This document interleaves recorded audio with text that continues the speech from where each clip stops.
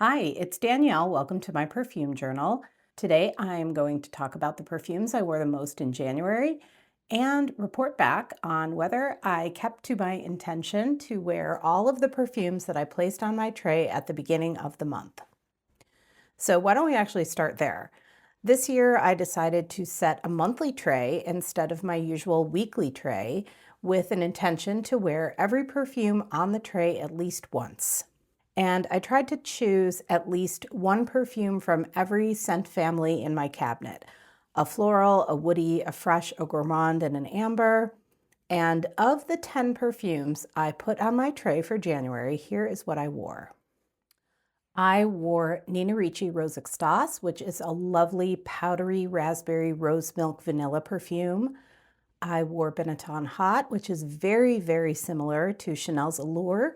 It's an ambery, woody floral with a nice hit of oak moss in the base. I wore the classic, gorgeous Versace Crystal Noir EDT, one of my favorite soapy florals with some lovely, like fig, coconut-like creaminess linking around to complement that beautiful keynote of gardenia. I wore Peau de Soie from Philippe Starck, which is like an industrial architect's take on a Your Skin But Better scent with a really interesting herbal aromatic twist to it. And I wore my beloved vintage Bijan, a honeyed floral chypre in true 80s style. So I guess my eyes were a little bit bigger than my nose in January with a 50% hit rate on my tray. I had 10 perfumes on my tray originally and I ended up wearing 5. So here are the 5 that I ended up not reaching for. I surprisingly did not reach for La Petite Robe Noire Black Perfecto, and that surprised me because I am always in the mood for this gorgeous powdery almondy rose leather. I ended up not reaching for Narciso Rouge, the lipsticky rose iris version of the Narciso Cube with that signature thick Narciso musk. I did not choose my gourmand from the tray, my Kabuki number 9 from Tokyo Milk. I think it actually might be time to say goodbye to this one. I never really reach for it anymore. I don't seem to be in the mood for it, even when I put it on my tray. This perfume smells like simple syrup to me with just a tiny little bit of citrus and jasmine. Did not reach for Blanc from Courrèges, but I did sniff this one side by side with the Nina Ricci because they remind me so much of each other. And I prefer Nina Ricci Rose Extase, but that one is discontinued. Blanc, I would say, is a very close second to it. It's still very easy to find and a very affordable gem at around a $20 price point. So when Nina Ricci Rose Extase runs out, I will be happy that I still have Blanc in my collection. And finally, I did not reach for L'Impératrice, the perfume that smells to me exactly like a Dole lunchbox fruit cup. I thought I might want to reach for something summery to like counterbalance the freezing cold temperatures we've been having in the Northern Hemisphere, but I was in like full bear hibernation mode and I mostly was craving cozier, warmer perfumes. So there is the report on my January tray. And so now we can see what I did wear the most this month. So this month I had a 3-way tie with 3 perfumes that I wore 3 times each. So the first is one of the newest perfumes to my collection. This is Infusion de Riz from Prada. It's a perfume I've had on my wish list for a while, and I finally have a full bottle of, thanks to my husband treating me to this perfume for my birthday. This is the perfume that I would probably call the most perfect everyday reach. It is a very classic, classy, powdery iris. It's not a buttery, waxy iris, but it's just like a crisp, clean one with a little hint of green in the background from some neroli.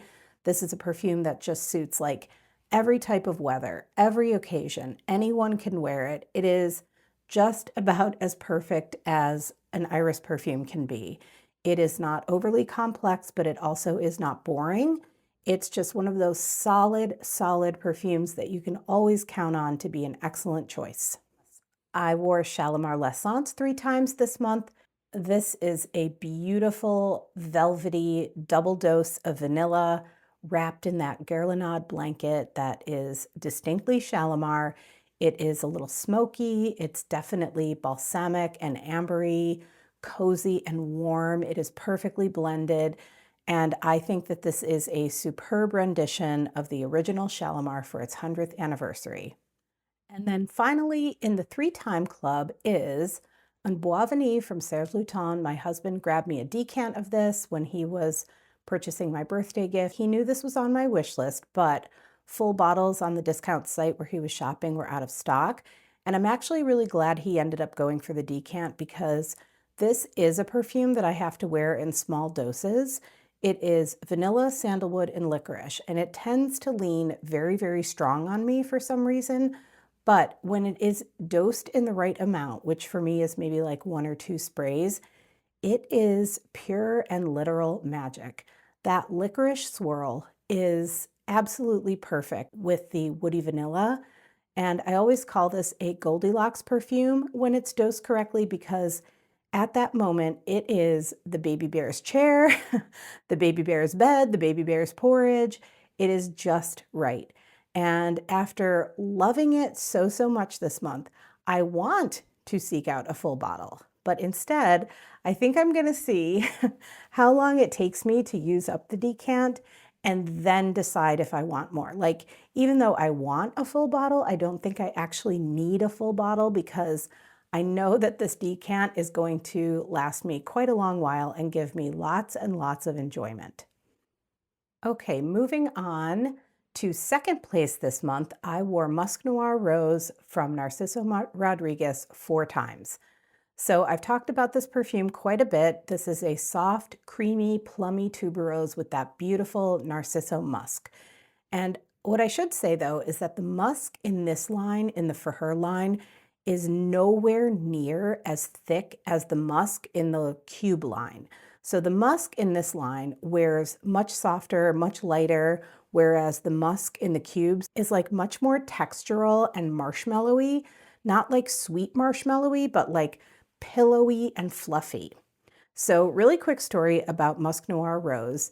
I had a big family party at my house this month. Everybody was sick for the holidays, so we ended up postponing our family gathering, and I hosted an after the holidays holiday party.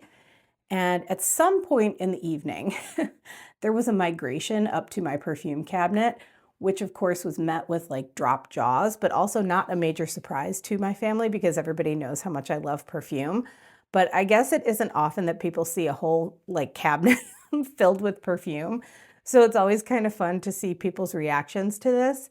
So this sparked a whole like inquisition into fragrances, which is like opening up Pandora's box. And so I presented my cousins with a tray of perfumes to sniff, to like see what they liked, what they didn't like, kind of get to know their style. I was like pretending I was some kind of perfume concierge. So 2 of my cousins were immediate vetiver fans. I gave them some samples of some vetiver perfumes to take home with them. And 2 other cousins were instantly and completely in love with Musc Noir Rose. Like they went totally wild for it. So I made them up some nice decants and they took them home along with a couple of other things that they liked. But I love to see people's reactions to a beautiful perfume when they smell it for the first time because there is no mistaking how much of an absolute crowd pleaser this perfume is. Okay, so on to my most worn perfumes of the month. And this was another 3-way tie between 3 perfumes that I wore 8 times each. So first up is Angel Stellar. This is the only sample in my most worn grouping for January. It was sent to me by the lovely and wonderful Jill, who you all know is my scented soul sister. I cannot even express how much I loved this perfume. Like after I finished up the sample, I literally felt sadness that it was gone and I could not stop thinking about it. I keep going back to this empty sample and pulling off the cap just to huff it. So you know what that must mean. It went straight to the wish list. So this is the traditional Angel DNA with a beautiful nutty pistachio note. And the patchouli in this is like a softer version of the original Angel patchouli. So whether that was like intentional or just a byproduct of the reformulation of the Mugler perfumes, I'm not really sure, but it is noticeably a softer patchouli. So I would call this like Angel Muse's softer, quieter sister. So Angel Muse is like at the club, partying, dancing. Angel Stellar is at the library, finding new books to read. This is how I love my gourmands, more perfumey, less directly edible. Like the edible notes are there and they're recognizable, but they don't smell like you could actually eat them. They're more of an impression of the edible note rather than a photorealistic one. So the nuttiness that makes Angel Muse so delicious, in that perfume it happens to be hazelnut, is exactly what makes Angel Stellar so scrumptious with its pistachio note. So glad I had that aha moment of like, this is my angel when I smelled it, and I will most certainly be getting a full bottle of this year. I wore my birthday gift to myself, Incarnata, 8 times this month, and I described this perfume as vintage Avon lipstick that had a baby with big red cinnamon gum. So in my last video, I received this awesome comment from Anthony. I hope I have your name correct because I was so happy to read this comment and I want to make sure that I attribute it to the right person. So Anthony shared that the reason that I might be smelling big red cinnamon gum in this perfume is because one of the ingredients is cinnamon alcohol, and that is, quote, an organic compound often smelling like a balsam and or the smell of cinnamon leaves and bark. So I thought that was super cool because this was not a material that I came across in my brief stint with like taking perfumery classes, but now I am so intrigued by it that I might actually buy myself a little vial of it to blotter sniff, which if you are ever interested in doing that, there's a website called Perfumer's Apprentice. You might be familiar with it already. They sell raw materials in very, very small amounts. And I actually really love to sniff raw materials. I have a little note-taking sheet that I got from my perfumery classes that help me evaluate what I'm smelling. And that has been a really awesome exercise in helping me understand what I'm actually smelling in perfumes, because note lists don't always tell the whole story of the actual ingredients that make up the perfume. Like in this case, the cinnamon alcohol. Cinnamon is not listed as one of the notes in the perfume, but you can definitely smell the spiciness of that cinnamon alcohol in this perfume. So anyway, it's really interesting to try to train your nose to separate the actual raw materials from the notes. So what I thought might be the combination of myrrh and rose creating that big red gum effect is actually the cinnamon alcohol. So that was really cool to learn. So fascinating. Thank you, Anthony, for sharing that with me in the comments of my last video. And I also felt really kind of validated to learn that what my nose was picking up was actually a raw material in the perfume. So anyway, I have really enjoyed wearing this beautiful lipsticky scent throughout the month of January. And finally, the last perfume that I wore 8 times this month was Poison from Dior. So this was a Christmas gift from my family. It was one of my signature scents in the 1980s. It's a perfume that I shared with my mom, so it holds a lot of really wonderful memories for me. And even though there are noticeable differences from this current formulation and the original, I don't care. It still smells like poison to me, and I've decided that it really is not worth it for me to be an original formulation purist. As much as I love them, it is just too risky of a financial venture for me. You sometimes like have to kiss a lot of frog before finding an original formulation that's still intact. I don't have the means, the time, or the desire to be doing all that. So instead, I just close my eyes and I remember all of the things about the originals that I do smell in the current formulations, and I am quite happy with that. So Poison is such a classic kitchen sink of a perfume. It's one of those 80s perfumes with like 10 million notes, like so many perfumes from that decade. It is a spicy, woody, tiny bit smoky, plummy, honeyed tuberose with this like indolic growl coming from its depths. And this might sound a little bit weird, but I have been wearing this one to bed nonstop. I have been finding it so comforting, so cozy.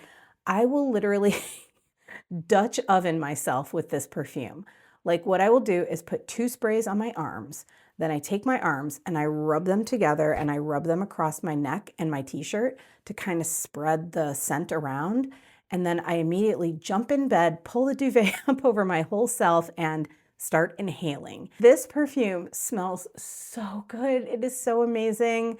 I will never not love this perfume, and I love falling asleep in my bubble of poison. Okay, so on to my perfume of the month and sample of the month. So I had a really hard time choosing the perfume of the month, but sample of the month was a no-brainer. It is definitely Angel Stellar, the sample I was obsessed with all month and I still cannot get off of my mind. And after going back and forth between Incarnata and Poison as my perfume of the month, in the end, nostalgia tipped the scales for me, and I'm choosing Poison as my perfume of the month. Between the memories this perfume holds and that beautiful bedtime bubble of scent, I am just as in love with this perfume as I was over 40 years ago. And if a perfume can stand that kind of test of time, it is definitely worthy of the title of Perfume of the Month. Okay, so there we have my perfume tray results from January and my most worn perfumes of the month. And you might notice that I have a little bit of a different setup that I'm going for here. And that's because there are some folks that have been telling me that they really like seeing my actual perfume journal. So I have been working on making some silent perfume journal vlogs.